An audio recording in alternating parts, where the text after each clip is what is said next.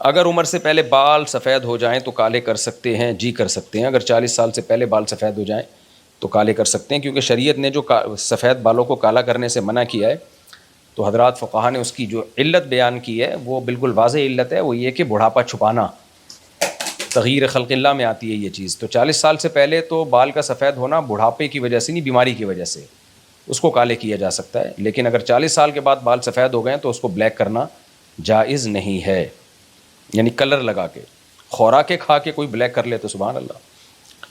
لڑکی کی زبردستی قرآن کی قسم دے کر شادی کروانے کا کیا حکم ہے؟ یہ عمل حرام ناجائز ہے. جن علاقوں میں بھی ہوتا ہے ان لوگوں کو اللہ سے ڈرنا چاہیے، اللہ کے غضب سے. ترکہ کی زمین میں اگر ایک وارث نے ذاتی ملکیت کا دعویٰ کیا تو کیا حکم ہے؟ جب بھی کوئی دعویٰ کرتا ہے تو ثبوت اس کے ذمے ہوتے ہیں. اگر کسی وارث نے دعویٰ کیا اور دعوے پر دلیل پیش کر دی ہے تو اس کے دعوے کو مانا جائے گا. صرف دعویٰ کرنے سے کچھ نہیں ہوتا، تو وہ دعوے پر دلیل پیش کرے گا تو مانا جائے گا. دلیل پیش نہیں کرتا وہ تو پھر جو باقی وارث ہیں ان سے قسم اٹھائی جائے گی.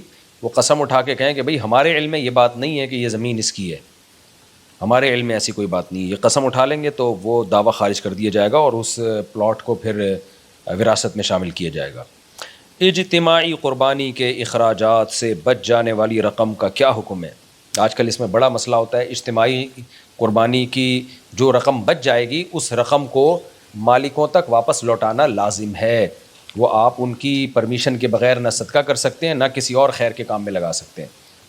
ہاں یہ ضرور ہے کہ جب آپ اجتماعی قربانی کر رہے تھے تو آپ ان سے پہلے سے یہ بتا دیں کہ بھئی جو رقم بچے گی وہ ہم آپ کی پرمیشن سے، ہم پہلے سے آپ سے پرمیشن لے رہے ہیں، وہ ہم صدقہ کر دیں گے، خیر کے کام میں لگا دیں گے. تو اگر وہ اجازت دے دیتے ہیں تو ٹھیک ہے. لیکن یہ بھی ایک اہم بات ہے، اگر وہ اجازت دے بھی دیتے ہیں نا اور بعد میں کسی کو خیال آتا ہے کہ نہیں یار میری رقم مجھے واپس کرو، تو جب تک آپ نے صدقہ نہ کی ہو آخری وقت تک ان کو یہ اختیار ہے کہ وہ آپ کو کہیں بھائی ہم نے آپ کو پرمیشن دی تھی لیکن میرے حصے کی جو رقم بچ گئی ہے مجھے لوٹا دو، تو آپ کو لوٹانی پڑے گی. ہاں اگر ان کی پرمیشن سے آپ نے صدقہ کر دی، صدقہ کرنے کے بعد وہ کہتے ہیں کہ میری رقم مجھے چاہیے، آپ بولو بھائی ہم نے آپ کی پرمیشن سے صدقہ کر دی، اب نہیں ملے گی آپ کو، تو اس سے پہلے ہر شخص کو یہ اختیار ہے وہ اپنی رقم واپس لے. چلو بھائی، اجتماعی قربانی کے لیے بقیہ رقم مدرسے میں ادا کرنا کیسا ہے؟ اس کا حکم میں نے بیان کر دیا کہ پہلے سے آپ قربانی میں حصہ لینے والوں کو بتا دیں کہ جو رقم بچے گی ہم مدرسے میں استعمال کر لیں گے، اور وہ اگر اجازت دے دیں تو ان کی اجازت سے. لیکن ان کو یہ حق ہے کہ وہ اجازت کینسل بھی کرا سکتے ہیں، وہ کہہ دیں ہم نے کہا تھا لیکن اب ہمیں واپس دو.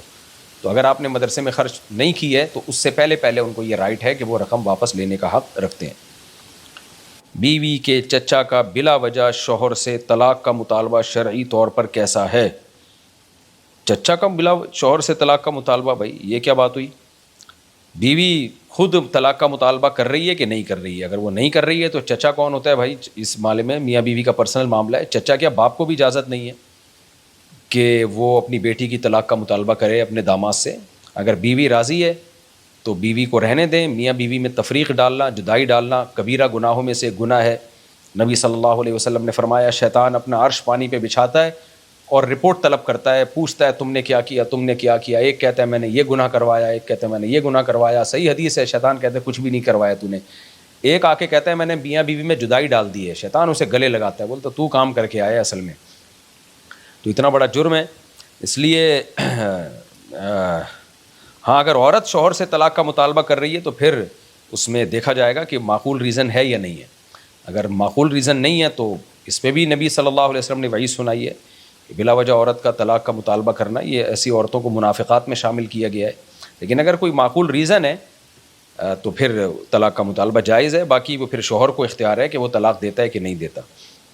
وقف شدہ زمین کو بیچ کر دوسری جگہ مسجد خریدنا جائز ہے؟ وقف شدہ زمین اگر کسی نے وقف کی تھی، جس کام کے لیے وقف کی تھی اب وہ وہیں یوز ہوگی، وہیں پر گھر بنے گا یا مسجد بنے گی یا جو بھی ہوگا اسی خیر کے کاموں میں، تو اس کا بیچنا ٹھیک نہیں ہے. وہ زندگی قیامت تک کے لیے وقف ہو گئی ہے جس کام کے لیے وقف کی تھی. ایک ہوتا ہے وقف کے لیے وقف کرنا، جیسے ایک زمین ہے یا مدرسہ ہے، اس کے لیے کسی نے زمین وقف کی کہ اس زمین کو اس مدرسے کے فائدے میں استعمال کیا جائے گا، اور یعنی اس کے کاموں میں. تو پھر ان کاموں میں سے ایک کام یہ بھی ہے کہ زمین بیچی بھی جا سکتی ہے اور زمین کو مدرسے کے لیے استعمال بھی کیا جا سکتا ہے. تو ایک تو مین زمین ہوتی ہے نا جو اس کام کے لیے وقف ہوتی ہے کہ مدرسہ بنے گا یا مسجد بنے گی، تو اس کو تو چینجیبل نہیں ہے وہ، لیکن اس وقف کی ملکیت میں بہت ساری چیزیں ہوتی ہیں. ان ملکیت جو مملوکہ چیزیں ہیں وقف کی، ان مملوکہ چیزوں کو وقف کے فائدے کے لیے کسی بھی طرح سے استعمال کیا جا سکتا ہے، وہ بھی ضرورت میں. کیونکہ جیسے مسجد میں کسی نے وقف کر دیے، جائے نمازیں وقف کر دی، دریاں وقف کر دی، تو وہ بھی بلا ضرورت بیچنا اس کا بھی جائز نہیں ہے. ہاں اگر ضرورت ہوگی تو بیچ سکتے ہیں. گٹکا یا ماوا سے حاصل کی گئی آمدن کا کیا حکم ہے؟ جائز نہیں ہے، کیونکہ یہ بہت سخت صحت کے لیے نقصان دہ چیزیں ہیں، اور اس سے منہ کا کینسر ہوتا ہے، اور غلاظت بھی ہے، گندگی بھی ہے.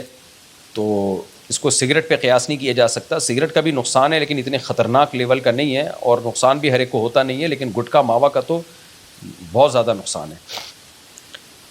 قصائی سے قربانی کا گوشت خریدنا شرعی طور پر جائز ہے. قربانی جو بھی کرتا ہے اس کے لیے جائز نہیں ہے کہ قربانی کا گوشت بیچے، یا تو خود کھائے یا ثواب کے لیے یعنی صدقہ کر دے اس کو. ہاں جس کو صدقہ کیا ہے پھر وہ اس کا مالک ہے، پھر وہ اس کو بیچ بھی سکتا ہے. تو اگر آپ نے قربانی کا گوشت صدقہ کر دیا، پھر غریب نے کھانے کے بجائے قصائی کو بیچ دیا، پھر قصائی وہی گوشت بیچ رہا ہے تو جائز ہے. ویب سائٹ یا بلاگ پتہ نہیں کیا لکھا ہوا ہے پر اشتہارات لگا کر کمائی کرنا کیسا ہے؟ جائز اشتہار ہے تو اس کی کمائی جائز ہے.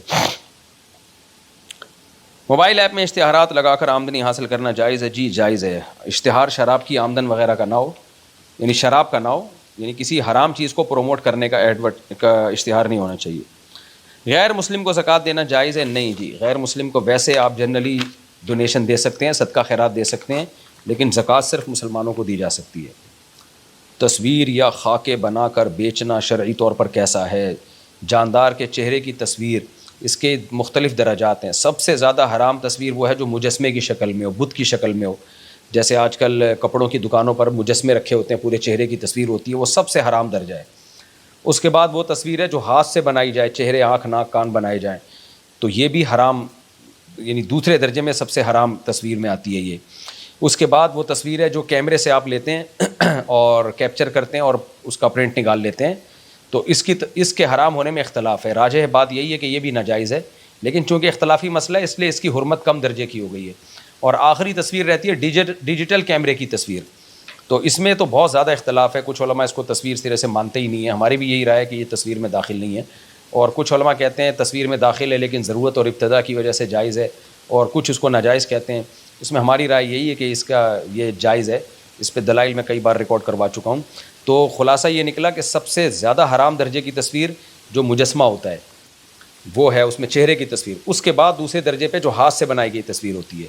تو یہ جو تصویر یا خاکے بنا کر اگر آپ بیچتے ہیں اور چہرے کی تصویر ہے، واضح تصویر ہوتی ہے، تو یہ حرام اور ناجائز ہے. بغیر ولی کے نکاح کی کیا حیثیت ہے؟ اختلافی مسئلہ ہے، احادیث دونوں طرف ہیں، دلائل کے ساتھ میں یہ مسئلہ ریکارڈ کروا چکا ہوں. کبھی دوبارہ موقع ملا مزید ریکارڈ کروا دوں گا. تو احناف کے نزدیک جائز ہے، مگر یعنی اس قابل تعریف عمل نہیں ہے، اس لیے اس کو سوسائٹی میں پروموٹ نہیں کرنا چاہیے. ہاں جہاں شدید ضرورت ہو، باپ بیٹی پہ ظلم کر رہا ہو، اس کی شادی نہ کر رہا ہو، جیسے بعض علاقوں میں ایسا ہوتا ہے، تو پھر اس میں کوئی کراہت نہیں ہے، بغیر ولی کے بھی نکاح کیا جا سکتا ہے. باقی شرعی مسئلہ کیا ہے کہ لڑکا اگر لڑکی کے ہم پلہ ہے، جوڑ کا رشتہ ہے، اور لڑکی نے ولی کی اجازت کے بغیر نکاح کر لیا، بالغ لڑکی نے، نکاح ہو جائے گا. باقی ائمہ کے نزدیک نہیں ہوتا، احناف کے نزدیک ہو جاتا ہے. دلائل دونوں طرف ہیں، میں نے بتایا. احناف کی مشہور دلیل قرآن کی آیت ہے حتی تنکح زوجا غیرہ، اس میں اللہ نے عورت کی طرف نکاح کی نسبت کی. اگر ولی کی اجازت کے بغیر نکاح جائز نہ ہوتا تو اللہ عورت کی طرف نکاح کی نسبت نہ کرتے کہ وہ اپنا نکاح کر لے، بلکہ یوں کہتے کہ اس کا نکاح کروا نہ دیا جائے.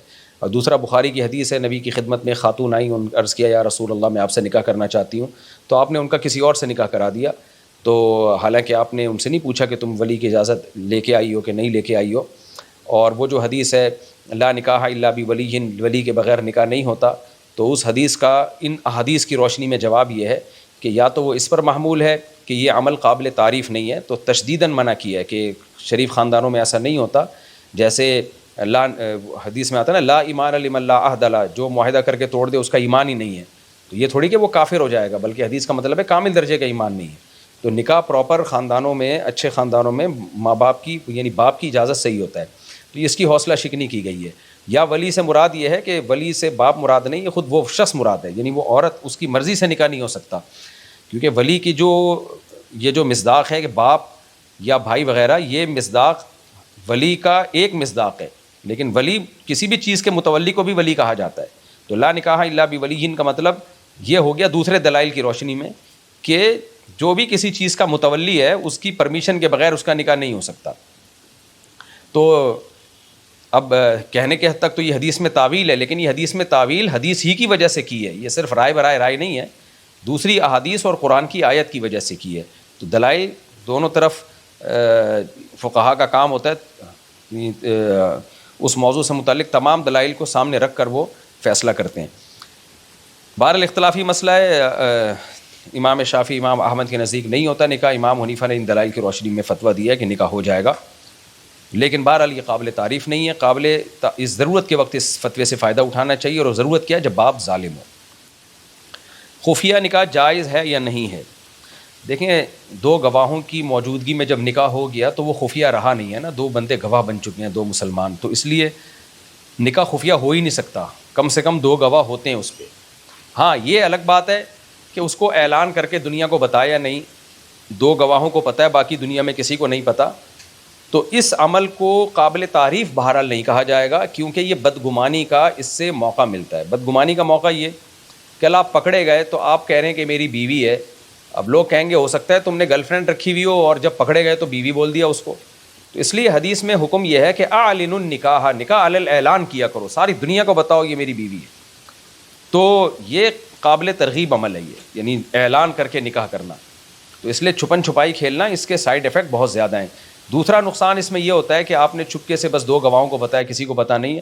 بیوی کے حقوق بھی مرد نہیں دیتے ہیں, جب کسی کو پتہ نہیں ہوتا تو بیوی بھی بیچاری کہیں نہیں جا سکتی, جب تک مرد یعنی اس کا دل مرد کا دل بیوی کی طرف مائل ہے, وہ عیاشی کرتا ہے, پھر بعد میں اس کو بوجھ سمجھ کے چھوڑ دیتا ہے. پتہ تو کسی کو ہوتا ہی نہیں کہ اس کی بیوی ہے, یہ چھوڑنا بھی آسان ہوتا ہے. تو یہ سائیڈ افیکٹ ہیں جس کی وجہ سے خفیہ نکاح کی حوصلہ شکنی کی جائے گی, اور شریعت میں ترغیب یہی ہے کہ کھلی اعلان نکاح کیا کرو. ہاں البتہ یہ ضرور ہے کہ اگر مرد مجبور ہے یا میاں بیوی دونوں مجبور ہیں, ان کو یہ ڈر ہے کہ ہم نے نکاح کیا, ایک حلال کام ہے, لیکن نکاح کے نتیجے میں سوسائٹی ہمیں نہیں معاف کرے گی. آج آپ کو پتہ ہے سوسائٹی زنا کرو کچھ بھی نہیں ہوتا, نکاح کرو تو ایک عذاب کھڑا ہو جاتا ہے. تو ایسی شدید مجبوری میں کوئی یہ کام کر رہا ہو تو ایک الگ بات ہے, لیکن نارملی بہرحال اس کی بدگمانی کا بھی موقع ہے اور بیوی کے حقوق ضائع ہونے کا بھی اس میں امکان ہوتا ہے. اس لیے نارملی اس عمل کی حوصلہ افزائی نہیں کی جائے گی, اور حدیث میں بھی اس کی ترغیب نہیں ہے, ترغیب علی الاعلان نکاح کرنے کی ہے. بیوی کے موبائل کی تلاشی لینا شرعاً کیسا ہے؟ بلا وجہ موبائل جھانک تاک کرنا ٹھیک نہیں. اگر کوئی واقعی کسی کو کوئی ایسے قرائن ہیں جس سے بیوی پہ شک ہے, واقعی قرائن ہو, وہمی نہ ہو, کیونکہ بعض مرد وہمی ہوتے ہیں, وہ بلا وجہ ایک وہم سر پہ مسلط کر لیتے ہیں, شکی مزاجی ہوتے ہیں اور خام خواہ میں بیوی کے موبائل میں گھستے ہیں. بعض دفعہ یہ ہوتا ہے کہ اس کی کسی فرینڈ نے لڑکا بن کے کوئی میسج بھیج دیا ہوتا ہے, تو پھر بدگمانی کا شوہر کو موقع مل جاتا ہے, وہ ساری زندگی بیوی سے شک میں رہتا ہے, کیونکہ موبائل پر لوگ ایک دوسرے سے بے تکلفی کر رہے ہوتے ہیں, پرینک بھی کر رہے ہوتے ہیں, مذاق بھی کر رہے ہوتے ہیں. تو یہ شکی والے جو شوہر ہیں, یہ پھر ہمیشہ کے لیے ان کے دل میں بیوی کے بارے میں بال آ جاتا ہے. اس لیے اللہ اس کے رسول نے ہمیں حکم دیا ہے کسی کی پرائیویسی میں دخل اندازی مت کرو.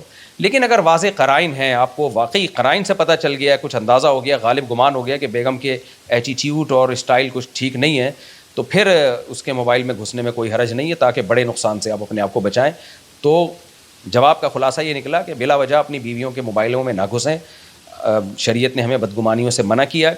لیکن اگر واقعی کوئی ویلڈ ریزن ہے اور قرائن سے اندازہ ہو رہا ہے کہ آپ کی بیوی کا کیریکٹر ٹھیک نہیں ہے, قرائن سے اندازہ, اور یعنی غالب گمان ہے, آپ شکی مزاج نہیں ہو, تو پھر گھسنے میں کوئی حرج نہیں ہے, نگرانی کر سکتے ہیں آپ. باقی گھسو گے کیسے؟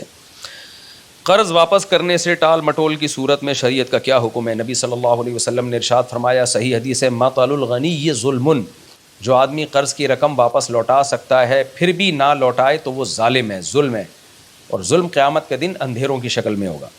بعض لوگ کہتے ہیں کہ جی ہمارے پاس قرض لوٹانے کے پیسے نہیں ہیں, ہم کہاں سے لوٹائیں؟ میں ان سے کہتا ہوں یہ گاڑی بیچ دیں. آپ کہتے ہیں ہو یہ گاڑی تو ہماری ضرورت کی ہے. جی نہیں, بالکل غلط. W11 سے آپ کی ضرورت, رکشے ٹیکسی سے آپ کی ضرورت پوری ہو سکتی ہے, قرض آپ کو گاڑی بیچ کے ادا کرنا پڑے گا. بعض لوگ کہتے ہیں ہم کیسے ہم قرضہ ادا کریں, 1 کروڑ کا ہم پہ قرضہ چڑھ گیا. میں ان سے کہتا ہوں آپ کا یہ گھر 2 کروڑ کا ہے, آپ اسے بھیج دیں, 1 کروڑ قرضے میں دیں اور پھر کرائے پہ رہیں, اور 1 کروڑ کاروبار میں یہ کسی طرح لگا دیں. وہ کہتے ہیں نہیں ہم گھر کیسے بیچیں. تو یہ آپ کے مسائل ہیں. الحمدللہ میں اپنے جاننے والے کو جانتا ہوں, ان کا کاروبار میں نقصان ہوا 1.5-2 کروڑ کا, ان پہ قرضہ چڑھ گیا. مجھے انہوں نے آ کے بتایا کہ مفتی صاحب میں نے آپ کا بیان سنا تھا کہ قرضہ اتارنے کے لیے ذاتی گھر بیچنا پڑے تو بیچ دو ورنہ قیامت کے دن الٹے لٹکے ہوئے ہوگے. تو کہتے ہیں الحمدللہ میں نے وہ گھر بیچ کے لوگوں کا قرضہ ادا کیا ہے. تو اللہ کا بڑا فضل ہو گیا کہ کوئی ایک مثال تو میرے سامنے آ گئی اور وہ کرائے پہ آ گئے, لیکن اللہ نے دوبارہ کاروبار میں اتنی برکت دی, دوبارہ گھر خرید لیا انہوں نے. تو یہ جو کہتے ہیں نا میرے پاس دینے کے لیے پیسے نہیں ہیں, تو ان لوگوں کا مطلب ہوتا ہے میں نے اپنی پینٹ کی جیب میں نے ہاتھ ڈالا ہے تو پیسے نہیں نکلے. او بھائی اپنی پراپرٹی بیچو, اپنا گولڈ بیچو, اپنا زیور بیچو, اپنا پلاٹ بیچو, اپنا مکان بیچو, اپنی گاڑی بیچو, پھر لوگوں کا قرضہ ادا کرو. یہ بھی نہیں ہے تو پھر آپ کہہ سکتے ہو میں معسر ہوں, تنگ دست ہوں, اور تنگ دست کو مہلت دینے کا اللہ رسول نے حکم دیا ہے. وَإِن كَانَ ذُو عُسْرَةٍ فَنَظِرَةٌ إِلَىٰ مَيْسَرَةٍ. اللہ کہتے ہیں اگر کوئی تنگ دست بیچارہ قرضہ واپس نہیں کر سکتا تو اس کو مہلت دو. اس تنگ دست کے بارے میں آج کل جو مستنڈے ہو گئے ہیں نا, اور پراپرٹیاں اور بزنس چل رہے ہیں ان کے, اور وہ کہتے ہیں میں قرضہ کہاں سے دوں, تو یہ تنگ دست نہیں ہوتے. نبی صلی اللہ علیہ وسلم جنازہ نہیں پڑھاتے تھے اس شخص کا جس پہ قرضہ ہوتا تھا. عورت کے چہرے پر کتنا میک اپ کرنا جائز ہے؟ جتنا چاہیں کر لیں بھائی. باقی یہ کہ تغییر خلق اللہ, یعنی ایسا فیشن جو اللہ کی تخلیق کو تبدیل کرتا ہو, وہ حرام ہے, ناجائز ہے.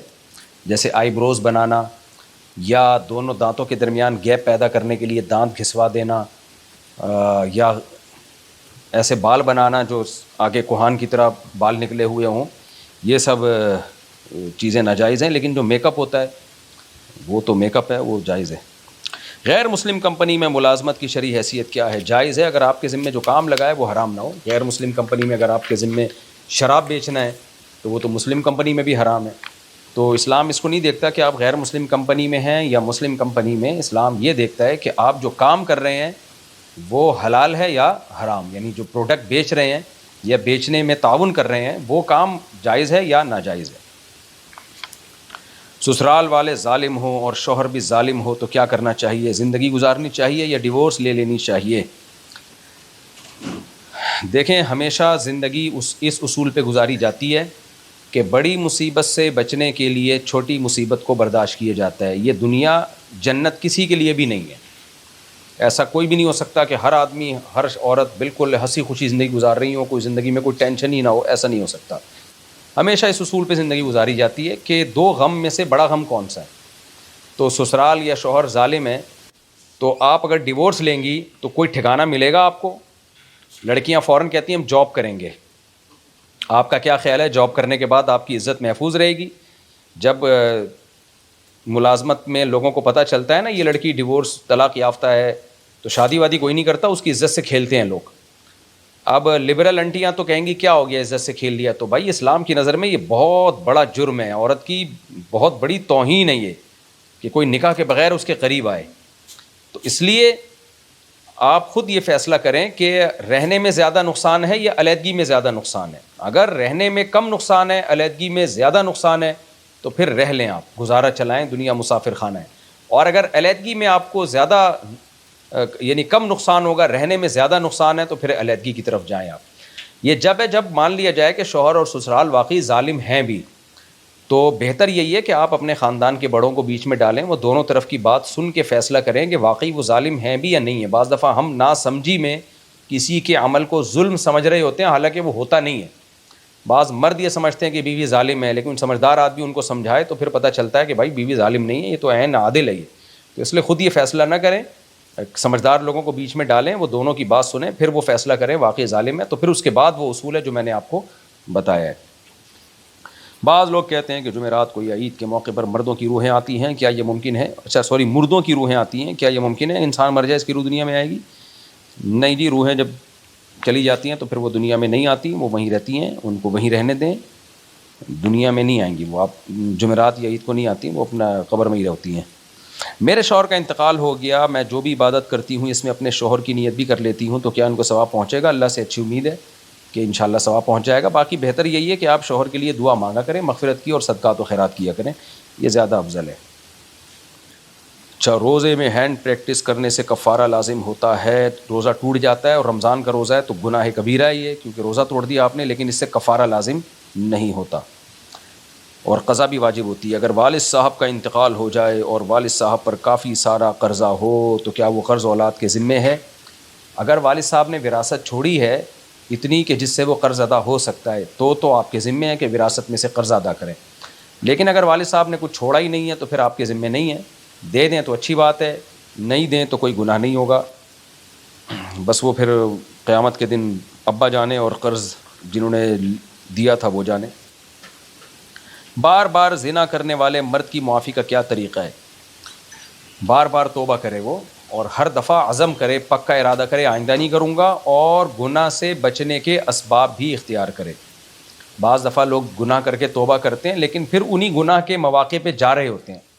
مثال کے طور پر زنا کی عادت پڑی ہے تو کیوں جاتا ہے زنا کے قریب؟ لڑکیوں سے دوستیاں ہوں گی تو پھر دوستیاں ختم کرے بھائی، ان کے نمبر بلاک کرے۔ تو یہ ادھوری توبہ ہے کہ آپ نے توبہ کی اور لڑکیوں کے نمبر بلاک نہیں کیے آپ نے، اور انہی طوائف خانوں کی گرد گھوم رہے ہوتے ہیں آپ اور کہتے ہیں میں تو توبہ کر چکا ہوں۔ تو توبہ کہاں ہے یہ؟ تو اللہ کا اصول تو یہی ہے کہ بار بار بھی اگر گناہ ہو جائے آپ بار بار توبہ کریں گے، اللہ توبہ قبول کرے گا، لیکن توبہ کہتے کس کو ہیں اس کو سمجھنے کی ضرورت ہے۔ اور کسی اللہ والے سے اصلاحی تعلق بھی قائم کیا جائے، تبلیغ میں بھی وقت لگایا جائے، نکاح بھی کیا جائے، ایک نکاح سے زنا نہیں چھوٹ رہا، کثرت نکاح کی طرف آئیں اور توبہ بھی کریں اور اپنے آپ کو سزا بھی دیں۔ جب گناہ ہوتا ہے کچھ صدقہ خیرات کریں، کچھ سزا دیں اپنے آپ کو، تو اسباب اختیار کریں توبہ پہ قائم رہنے کے۔ تو یہ اسباب آپ اختیار کریں گے یا جو بھی ہے جس کے بارے میں بھی آپ نے پوچھا ہے، تو انشاءاللہ یہ زنا کا جو گناہ ہے یہ چھوٹ جائے گا۔ باقی یہ زنا کرنے والے کو دنیا میں بھی پھٹکار ہوتی ہے اور آخرت میں تو ہے ہی، دنیا میں بھی اس کی زندگی تباہ و برباد ہوتی ہے، اس کا گھریلو زندگی بالکل خراب ہو جاتی ہے اور پھر بڑھاپا بہت خطرناک گزرتا ہے ایسے لوگوں کا۔ میں جس لڑکی سے شادی کر رہا ہوں اس کی دادی شیعہ اور دادا سنی تھے، اور والدہ شیعہ اور والدہ سنی، اور وہ لڑکی خود سنی ہے، تو کیا میں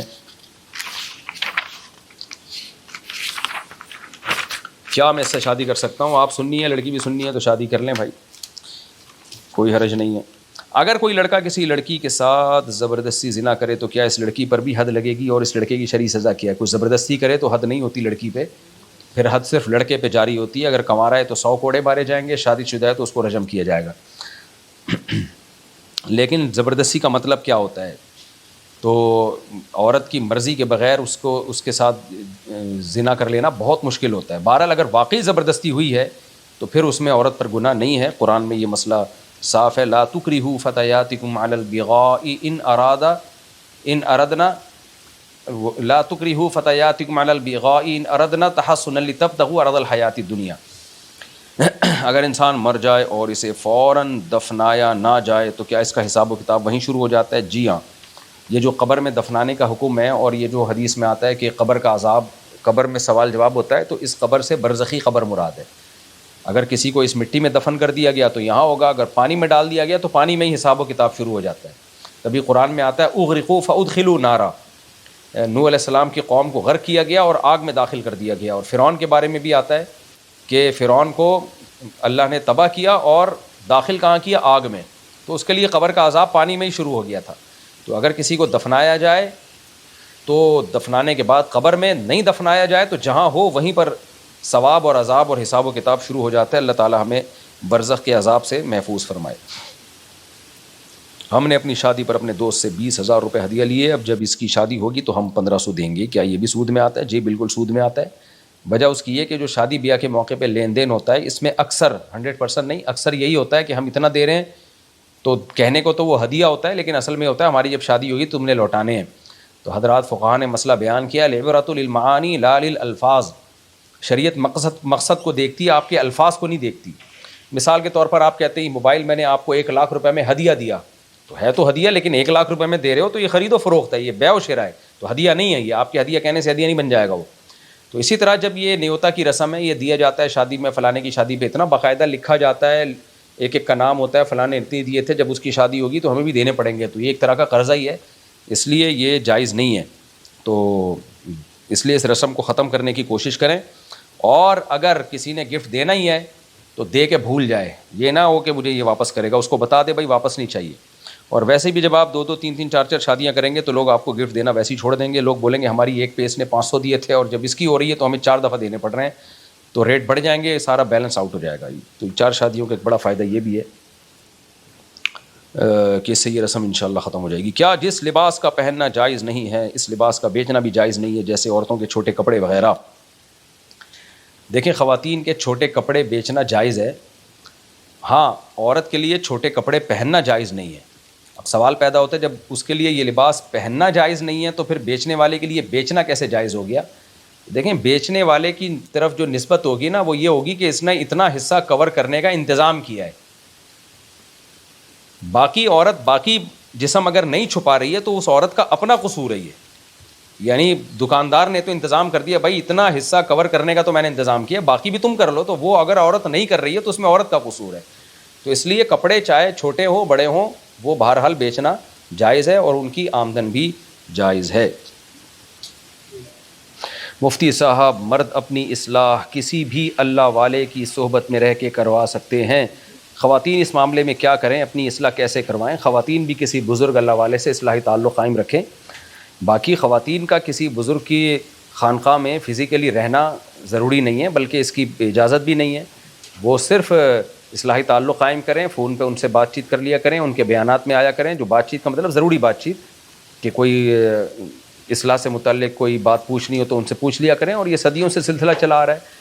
صحابیات نے نبی صلی اللہ علیہ وسلم سے کتنا فائدہ اٹھایا, تو کیا باقاعدہ نبی صلی اللہ علیہ وسلم کے گھر میں آ کے وہ رہا کرتی تھی؟ تو ایسا نہیں ہے, وہ نبی صلی اللہ علیہ وسلم کی مجالس میں آتی تھیں, کوئی بات پوچھنی ہوتی پوچھ لیتی, تو اسی سے وہ صحابیہ کے مقام تک پہنچ گئیں. تو اہل اللہ کی صحبت مردوں کے لیے اس کا طریقہ الگ ہے, خواتین کے لیے الگ ہے. خواتین کے لیے اصلاحی تعلق اور اپنے حوال پر مطلع کرنا اور ان سے اصلاح لینا یہ کافی ہے, اور یہی ان کا طریقہ ہمیشہ سے چلا آ رہا ہے. میری ساس کے ساتھ میری بالکل نہیں بنتی. کوئی آپ الگ کوئی مارکیٹ میں بہو تھوڑی ہیں, جو نارمل جیسی بہو ہیں ویسے ہی ہوتی ہیں. ساس کے ساتھ کسی کی نہیں بنتی. میں الگ رہنا چاہتی ہوں پر شوہر نہیں مانتے, اور وہ اپنی ماں سے الگ نہیں ہونا چاہتے. اس بات پر میں کے آ گئی ہوں ناراض ہو کر, کیا یہ صحیح ہے, مجھے کیا کرنا چاہیے؟ دیکھیں, ویلڈ ریزن ہونی چاہیے. بعض دفعہ مرد مجبور ہوتا ہے, اکلوتا بیٹا ہے, وہ کہاں لے کے جائے گا اپنی ماں کو, کہاں رکھے گا. اور بعض دفعہ مرد کے پاس آمدنی اتنی نہیں ہوتی, ارننگ نہیں ہوتی, وہ الگ افورڈ ہی نہیں کر سکتا. تو اب مجھے آپ کے پورے احوال معلوم نہیں ہیں. پھر ساس کا ظلم کر رہی ہیں کہ نہیں کر رہی, کس نوعیت کا ظلم کر رہی ہیں, یہ ساری باتیں جانے بغیر میں کوئی مشورہ نہیں دے سکتا. مفتی صاحب, غصہ کیسے کم کریں؟ میں 35 سال کی ہوں, مجھے بہت غصہ آتا ہے. میرے 3 بچے ہیں اور وہ غصہ سارا بچوں پر اترتا ہے, کیا کروں؟ دیکھیں, غصے کے 2 اسباب ہوتے ہیں. بعض دفعہ اس کا روحانی سبب ہوتا ہے, بعض دفعہ کوئی فزیکلی کوئی میڈیکلی سبب ہوتا ہے. روحانی سبب تو یہ ہوتا ہے تکبر بہت ہے, خوش رہنے کا شوق ہی نہیں ہے, ہر وقت چڑچڑاپن دماغ میں, خود بھی ٹینشن دوسروں کو بھی ٹینشن. تو ایسی صورت میں جب آپ کو غصہ آیا کرے, اپنے آپ کو سزا دیں. آپ جب بھی غصہ آئے کوئی صدقہ کریں. آپ بولیں جب بھی مجھے غصہ آئے گا میں غصہ جاری کروں گی, میں 6 رکعت نفل نماز پڑھوں گی, یا 4 رکعت نفل, یا 10 رکعت نفل. تو آہستہ آہستہ جب اپنے آپ کو سزا ملے گی نا تو آہستہ آہستہ غصہ کم ہونا شروع ہو جائے گا. تو یہ تو جب ہے کہ جب دماغ ہی خراب ہے نا کسی کا, یعنی خوش رہنے کا شوق ہی نہیں ہے کسی کو, ہر وقت بلا وجہ کی ٹینشن. اور بعض دفعہ اس کے جسمانی اسباب بھی ہوتے ہیں, نیند پوری نہیں ہو رہی یا باڈی کمزور ہے, تو ڈاکٹر کو بتائیں, کوئی وہ بتائے گا بھئی آپ کے باڈی میں کسی چیز کی کمی ہے. بعض دفعہ خون کی کمی سے, یا ہارٹ بیٹ صحیح نہیں ہوتی, یا بلڈ پریشر ہوتا ہے. تو خام خواہ میں بلا وجہ آدمی بیٹھے بیٹھے ہی پکتا رہتا ہے. نیند پوری نہ ہونے سے تو بہت زیادہ ہوتا ہے, کوئی ٹینشن ہوتی ہے بعض دفعہ, تو اس کو دور کرنے کی کوشش کریں. تو فزیکلی کوئی پرابلم ہے وہ تو ڈاکٹر ہی بتا سکتا ہے آپ کو, کوئی لیڈی ڈاکٹر کو دکھا دیں یا کوئی بھی ماہر ڈاکٹر کو دکھا دیں آپ. اور کوئی باڈی میں کوئی مسئلہ چل رہا ہے تو اس کا علاج ہو جائے گا. ورنہ غصہ کم ایسے ہی ہو سکتا ہے کہ سوچا کریں کہ کیوں غصہ آ رہا ہے, اور اس سے اپنی صحت ہی کو نقصان ہو رہا ہے. اور جب غصہ آئے اپنے آپ کو سزا دیں, یعنی غصہ اترنے کے بعد سزا دیں. کیا میں اپنے ماموں کو زکوٰۃ دے سکتا ہوں اگر آپ کے ماموں واقعی غریب ہیں, آپ کو ماموں نہیں بنا رہے, وہ بعض دفعہ ماموں بنا رہے ہوتے ہیں, غریب ہوتے نہیں ہیں, واقعی غریب ہیں تو ان کو زکوٰۃ دے سکتے ہیں. مچھلی پکڑ کر بیچنا جائز ہے, تو آپ کا کیا خیال ہے؟ جو آج کل مچھلیاں بک رہی ہیں وہ پکڑے بغیر بیچ رہے ہیں یا کس طرح سے بیچ رہے ہیں؟ میں سوال نہیں سمجھا آپ کا بھائی. میری گرل فرینڈ کا بچہ ہو گیا, حرام بچہ ہے, وہ حرامی ہے. گرل فرینڈ سے جو بچہ پیدا ہوتا ہے وہ ثابت النسب نہیں ہوتا. پھر ہم نے شادی کر لی, تو کیا بچے کے باپ کے نام میں میرا نام ہوگا؟ نہیں ہوگا آپ کا نام. گرل فرینڈ سے جب بچہ پیدا ہو جائے پھر آپ بے شک اس گرل فرینڈ سے شادی بھی کر لیں تو وہ بچہ حلالی نہیں کہلائے گا, اس میں آپ کی وراثت نہیں ہوگی, وہ آپ کی کسٹڈی میں بھی نہیں ہوگا, اس کا نسب سارا ماں سے چلے گا, ماں سے اس کو وراثت ملے گی اور رشتے بھی اس کے ماں سے ہوں گے, باپ سے اس کا کوئی رشتہ نہیں ہے اور باپ کے رشتوں سے اس کا کوئی رشتہ نہیں ہے. تو اسی وجہ سے اللہ نے زنا کو حرام قرار دیا. بہت ساری وجوہات میں سے ایک وجہ یہ بھی ہے کہ اس سے بچے کا نسب خراب ہو جاتا ہے. اسلام زانی کو باپ نہیں مانتا, خوب سمجھ لیں. یورپ کا کلچر ہے کہ گرل فرینڈ سے ہو یا بیوی سے ہو کوئی فرق نہیں ہے. اسلام میں بچہ بیوی سے ہوگا تو حلال ہوگا, آپ اس کے باپ ہوں گے.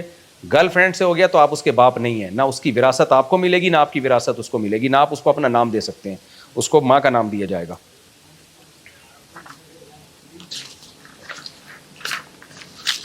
عرفان صاحب دبئی سے, مفتی صاحب آپ نے ایک جگہ کہا کہ شیطان دیندار شخص کو دعا سے ہٹا کر وظائف پر لگا دیتا ہے, تو ہمارے بہت سے اولیاء کرام وظائف پڑھا کرتے تھے, کیا وظائف دعا نہیں ہوتے؟ اور آپ یہ بھی کہتے ہیں کہ میں وظائف کا منکر نہیں, دوسری طرف یہ بھی کہتے ہیں کہ وظائف نہ پڑھا کرو. میں یہ بتا رہا ہوں کہ آج کل وظائف کو لوگوں نے زیادہ مسلط کر لیا, دعاؤں کو بھول گئے ہیں. باقی وظیفہ پڑھنا بذات خود جائز ہے, لیکن شیطان نے آپ کو ایک افضل کام سے ہٹا کے ایک کم افضل پہ لگا دیا. اگر آپ ہٹے نہیں ہیں, دعاؤں کا معمول ہے تو بہت اچھی بات ہے, لیکن لوگوں نے دعائیں چھوڑ دی ہیں, یہ ان لوگوں کے لیے میں نے کہا ہے. مفتی صاحب اللہ تعالیٰ کیسا دکھتا ہے؟ کیا قرآن میں کوئی ایسی بات ملتی ہے جس سے ہمیں پتہ چلے؟ قرآن میں یہ پتہ چلتا ہے کہ اللہ کو اس دنیا کی آنکھوں سے دیکھنا ممکن نہیں ہے اور اس کا ادراک کرنا ممکن نہیں ہے. لا تدرکہ الابصار وہو یدرک الابصار, آنکھیں اس کا ادراک کر نہیں سکتی, اس کی حقیقت تک پہنچ ہی نہیں سکتی ہیں. تو اس لیے یہ سوال بنتا ہی نہیں ہے کہ اللہ کیسا دکھتا ہے, بھائی وہ ہماری عقل سے بالاتر ہے. کیا فرض نماز کے بعد سنتیں اور نوافل پڑھنے کی جگہ تبدیل کرنا ضروری ہے؟ اگر جگہ تبدیل نہ کریں تو کیا ہوگا؟ کچھ نہیں ہوگا, وہیں بھی پڑھ سکتے ہیں.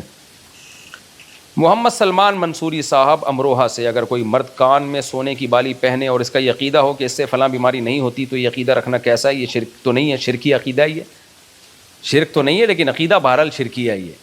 اور اگر یہ سمجھتا ہے کہ یہ مجھے نفع نقصان پہنچا سکتا ہے, اس کو اللہ نے اختیارات دیے ہیں, تو پھر یہ شرک بھی ہے. تو مشرکوں والا عقیدہ ہے یہ, اس لیے یہ حرام ہے, ناجائز ہے. اور مرد کے لیے سونا پہننا تو ویسے بھی حرام اور ناجائز ہے.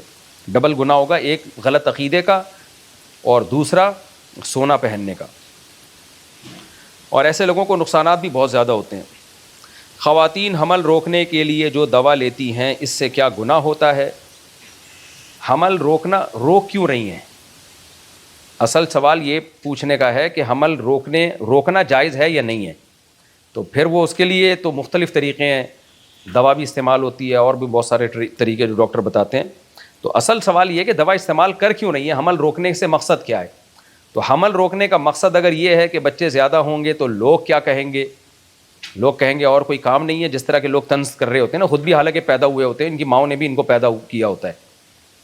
تو یہ پھر حرام ہے, ناجائز ہے, کیونکہ شریعت میں اولاد کی کثرت کی ترغیب ہے, اور جس چیز کو شریعت نے ترغیب دی ہو, اس کو باعث فخر بتایا ہو, اس پہ شرمندگی محسوس کرنا یا اس نیت سے روکنا کہ لوگ کیا کہیں گے, تو یہ حرام ہے. اس کا مطلب آپ کو اللہ پر اعتراض ہے اور نبی پر اعتراض ہے, آپ کو اسلام پہ اعتراض ہے. اسلام کہتا ہے کہ یہ اولاد کی کثرت یہ قابل فخر ہے, اور آپ یہ سمجھ رہی ہو کہ یہ شرمندگی کا باعث ہے, سوسائٹی میں شرمندگی ہوگی. تو جس چیز پہ اللہ رسول نے فخر کا کہا ہو, آپ اس پہ شرمندہ ہو, تو اس پہ تو اسلام پہ ہی اعتراض ہے. اس نیت سے نسل روکنا حرام ہے. اسی طرح اس نیت سے بھی نسل روکنا حرام ہے کہ خرچے پورے نہیں ہوتے, کیونکہ اللہ تعالیٰ کہ آپ کی جو اولاد ہے, اللہ کی مخلوق پہلے ہے, آپ کی اولاد بعد میں ہے وہ. تو اس نیت سے بھی نسل روکنا حرام ہے. باقی اگر کوئی اس لیے نسل روک رہا ہے کہ 2-3 بچے ہو گئے ہیں, اب تھوڑا وقفہ ہو جائے تاکہ ان بچوں کو سنبھالنا آسان ہو جائے, یا یہ کہ کسی کو اولاد کا ویسے ہی شوق نہیں ہے, بدذوق آدمی ہے, یا عورت کی صحت کا مسئلہ ہے, تو پھر حمل روکنے کی اجازت ہے, اس میں گناہ نہیں ہے. لیکن ان 2 نظریوں کے ساتھ اگر کوئی نسل روکے گا تو وہ گناہگار ہوگا. باقی شریعت میں ترغیب بہرحال نسل بڑھا